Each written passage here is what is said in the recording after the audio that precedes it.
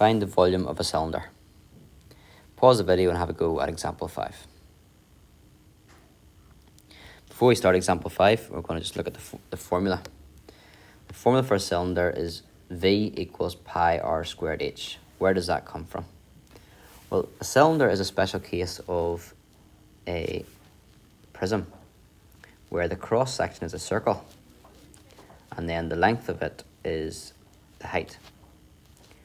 So the formula for a prism is area of the cross section times the length.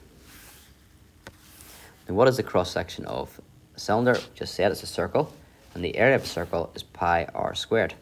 So that part is the area of the cross section, and the length is just the height of the cylinder. So that's where it comes from. It's good to memorize it, but you could probably work it out just using the prism formula.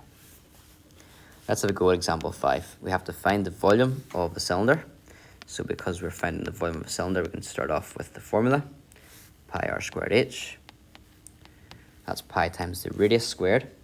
What's the radius? Well, it tells us it's 12 from one side to the other of that circle, but the radius is only halfway across, so half of 12 is going to be 6.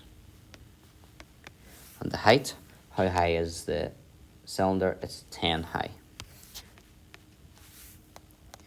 And you do pi times 6 squared. Only the 6 is squared, times by pi times by 10, and you end up with 1130 centimeters cubed. Now that is the 3 significant figures.